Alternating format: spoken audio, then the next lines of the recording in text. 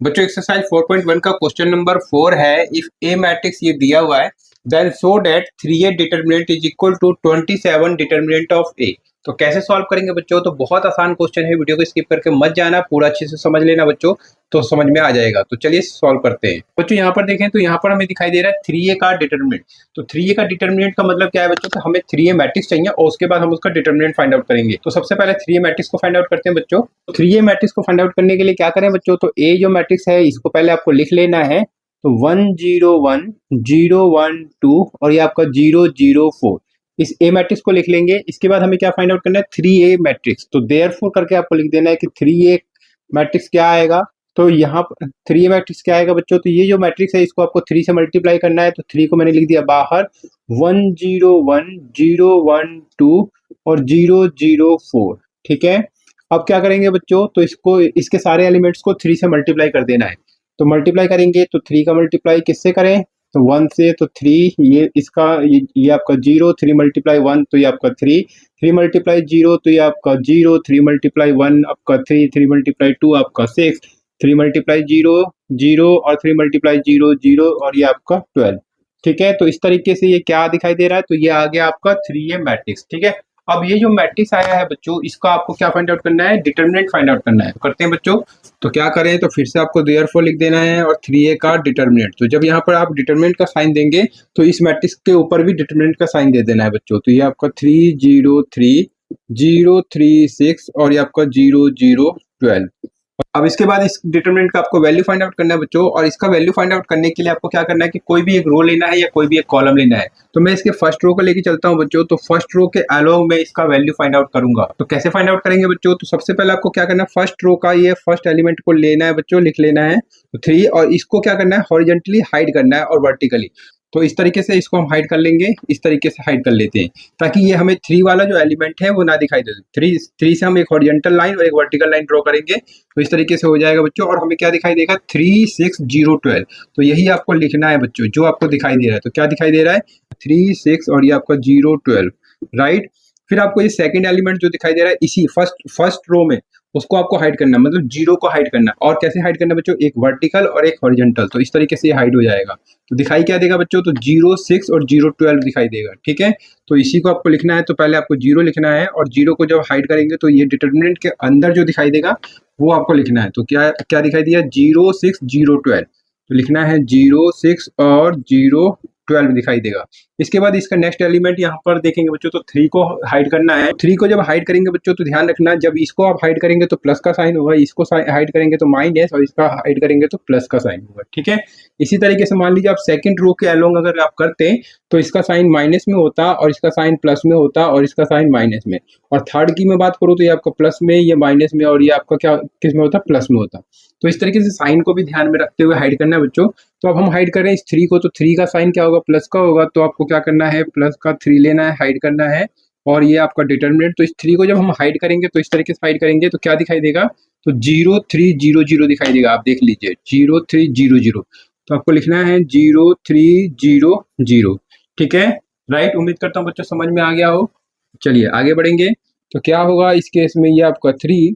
इसके बाद आपको इसका वैल्यू फाइंड आउट करना है। तो इसका वैल्यू फाइंड आउट करने का तरीका यही है कि बच्चों कि क्रॉस वाला सिस्टम जो था वो करेंगे। 3 मल्टीप्लाई 12 तो ये आपका कितना आएगा? 36। और फिर उसके बाद 0 को मल्टीप्लाई 6 से करेंगे तो 0 मल्टीप्लाई 6 तो 0 होगा, और माइनस कर देंगे बच्चों, सब्ट्रैक्ट करना होता है। ठीक है, इसके बाद यहाँ पर देखें बच्चों तो ये आपका 0, फिर 0 को मल्टीप्लाई 12 से करें तो 0, 0 को मल्टीप्लाई 6 से करें तो ये आपका 0, ये आपका क्या आएगा बच्चों? ये आपका 3। फिर 0 का मल्टीप्लाई 0 से करें बच्चों, इस क्रॉस की तरीके से करना है। तो 0 मल्टीप्लाई 0 तो क्या आएगा? 0, 0 मल्टीप्लाई 3 तो बच्चों 0 और बीच में माइनस का साइन। ठीक है, उम्मीद करता हूँ बच्चों यहाँ तक समझ में आ गया होगा। आगे बढ़ते हैं, इसके आगे सॉल्व करते हैं बच्चों। तो क्या आएगा? ये तो आपका 3 आएगा, और 36 माइनस 0 तो आपका 36, ये आपका 0 और 0 तो ये आपका 0, और ये 0 माइनस 0 तो 0 होगा। यहाँ पर देखें बच्चों तो ये आपका 3 और 0 माइनस 0 तो ये आपका 0। तो इस तरीके से क्या होगा? 3 का मल्टीप्लाई 36 से करें तो ये आपको 108 आएगा। 0 को 0 से मल्टीप्लाई करें तो माइनस 0, और 3 मल्टीप्लाई 0 तो ये आपका 0 हो जाएगा। तो इस तरीके से 108 और माइनस 0 प्लस 0 इसको लिखने की जरूरत नहीं है। तो ये आपका क्या आएगा? 108 आएगा बच्चों। तो कुल मिला के किसका वैल्यू आ रहा है, तो 3a का डिटरमिनेंट का वैल्यू आ रहा है 108। ठीक है, तो इसको हम नंबर दे देंगे कि ये फर्स्ट नंबर है। ठीक है, इसके बाद यहाँ पर देखेंगे बच्चों, तो यहाँ पर दिखाई दे रहा है 27 डिटरमिनेंट ऑफ ए। तो क्या मतलब है, डिटरमिनेंट ऑफ ए को आपको क्या करना है, 27 से मल्टीप्लाई करना है और चेक करना है कि ये वैल्यू और ये वैल्यू इक्वल आ रहा है कि नहीं आ रहा। तो इसके लिए हमें क्या चाहिए बच्चों, डिटरमिनेंट ऑफ ए को पहले फाइंड आउट करेंगे और उसको हम 27 से बाद में मल्टीप्लाई करके देखेंगे। तो पहले डिटरमिनेंट ऑफ ए को फाइंड आउट करते हैं बच्चों। तो इसका जो लास्ट स्टेप था वो मैंने यहाँ पे लिख लिया है बच्चों। अब आपको क्या फाइंड आउट करना है, तो डिटरमिनेंट ऑफ ए। तो डिटरमिनेंट ऑफ ए को फाइंड आउट करने के लिए हम क्या करें, तो ये जो ए है इसके ऊपर डिटरमिनेंट का साइन लगाएंगे और ये जो मैट्रिक्स है इसको डिटरमिनेंट में चेंज कर देंगे। तो 1 0 1 0 1 2 और 0 0 4 और ये मैट्रिक्स की जगह हम डिटरमिनेंट का साइन लगा देंगे। ठीक है, वर्टिकल लाइन मतलब डिटरमिनेंट, राइट। अब आपको क्या करना है बच्चों, इस डिटरमिनेंट का वैल्यू फाइंड आउट करना है। तो इसके लिए आपको कोई भी एक रो या कोई भी एक कॉलम लेके चलना है। तो मैं इसमें फर्स्ट रो को लेके चलता हूँ बच्चों और इसका वैल्यू फाइंड आउट करता हूँ। तो क्या करें, तो फर्स्ट रो का फर्स्ट एलिमेंट को आपको हाइड करना है बच्चों। और कैसे हाइड करेंगे, तो हॉरिजॉन्टल और वर्टिकल। तो इस 1 को जब आप हाइड करेंगे तो इस तरीके से आपको हाइड करना है और क्या दिखाई देगा, तो 1 2 0 4। तो किसको हाइड किया था, तो 1 को हाइड किया और 1 को हाइड करने के बाद जो दिखाई दे रहा है उसे आपको डिटरमिनेंट के अंदर लिखना है। तो इस 1 को मैंने हाइड किया, राइट, और जिसे हाइड किया मैंने उसे यहाँ लिखा और जो दिखाई दे रहा है 1 2 0 4 उसको इसके डिटरमिनेंट के अंदर लिखना है। तो 1 2 0 4, राइट। इसके बाद आपको इसका सेकंड एलिमेंट यानी कि 0 को आपको हाइड करना है बच्चों। लेकिन इसका जो साइन होगा ये इसका साइन 1 का प्लस होगा, यहाँ पे माइनस का साइन होगा और ये आपका प्लस का साइन होता है। ठीक है, ये बात ध्यान रखना है, मैंने अभी बताया था। तो यहाँ पर 0 को क्या करना है बच्चों, तो 0 को आपको हाइड करना है और क्या करना है, 0 को हाइड करके देखना है कि क्या दिखाई दे रहा है। तो हॉरिजॉन्टल, तो 0 को जब आप हॉरिजॉन्टल हाइड करेंगे तो इस तरीके से, वर्टिकल इस तरीके से। तो इस तरीके से हाइड होगा तो क्या दिखाई देगा, तो 0 2 0 4। तो इसी को आपको लिखना है। तो ये आपको 0 2 0 4, फिर आपको प्लस का साइन में आपको 1 को लिखना है और 1 को हाइड करना है।